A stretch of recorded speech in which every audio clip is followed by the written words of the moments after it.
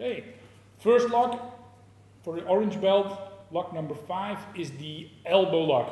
And we already saw, look, you can bend the elbow, but you can also stretch it or flexing it. And if you hyperflex it, so if you try to bend it this way, well, that's going to hurt. So let's look at the elbow lock. David? So we're starting this lock in the offensive way.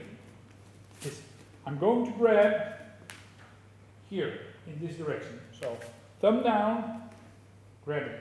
I try to get my thumb on his index knuckle, so let's get it a little bit closer. The thumb on the index knuckle and then my fingers around the ridge of his arm. Feeling a little bit out of balance, making the turn. I have to turn all the way so his fingers are pointing forward, and then I apply pressure here just above the elbow.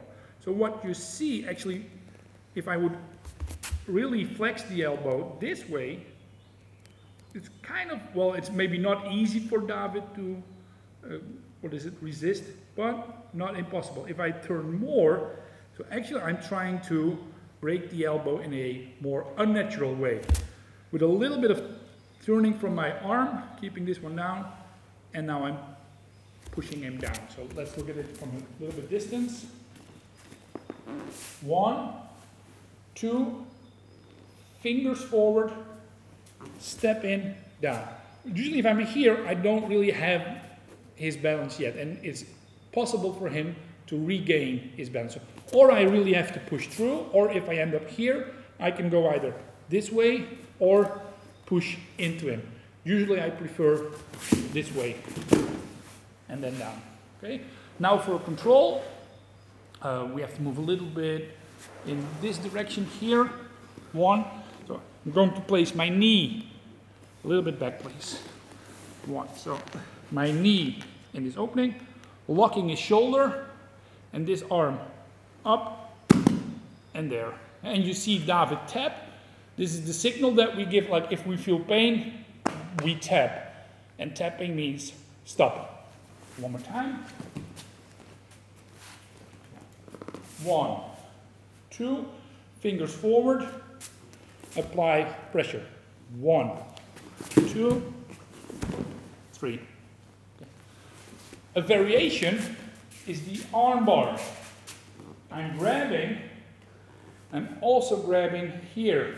1, 2. And now I can stack the wrist lock, so I'm bending the wrist and breaking the elbow at the same time. A little bit closer. So grab, over, and I can hit, but I can like here. What I want with this lock is his arm sticking up like this. If David is like this, and now I'm trying to push the lock in, doesn't work. So I have to bring him down. Here, this lock. And now going in this direction, like this. Or I can throw my whole weight in. So let's look at that one. 1, 2, 3, and down. Okay, as defense against parallel wrist grab, very easy to use deflect. 1, 2, fingers forward, push, and go. Or with counter grab, make the arm bar. But as we know for orange belt, don't just try 1, 2, 3. That's not going to work. Deflect, move, break the balance, then go. Always break the balance. And if you want to break the balance, you have to put yourself in a better position. Okay.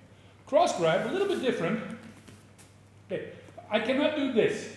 Okay. Sometimes for beginner students, especially kids, we do it. We say, look, there's like a big clock in front of you.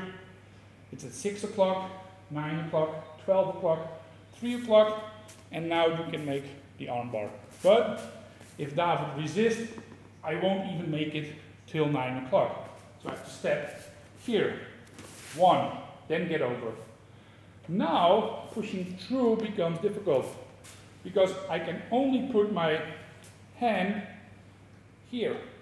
and in the previous lock I had it there. So, but if I step through here, 1, 2, 3, then I can make lock. So with the cross grab, so moving in, moving this arm out, 1, and stepping back, making my circle steps to make the lock. So the parallel one is I'm actually entering a space to make the lock. With the cross lock, I'm moving back. I'm moving like all the way back here.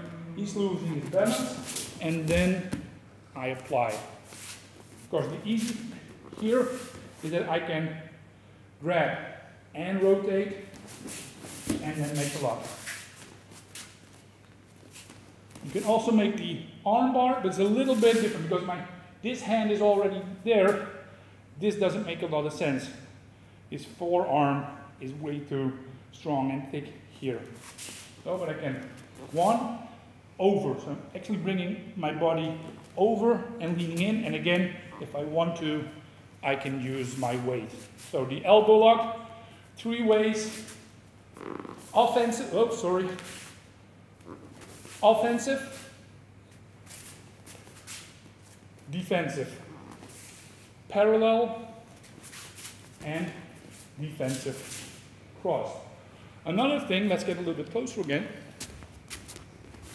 is what I can try, is I'm going to, like when I do it offensively, I'm grabbing first here on the index knuckle because I want to be able to bend the wrist, but now I'm slipping through, so I've got his hand like this, so I'm really like squeezing his fingers together. So I want to be here like his knuckle line, I want to be under there, so squeezing the hand together, bending the wrist, turning the arm, and then making the elbow lock. So you see there's like a lot of stacking of locks happening to make the elbow lock more effective by making it a little bit more painful. So this is the elbow lock. Next lock we're going to look at, we call it the S lock, and it's a favorite lock of many people.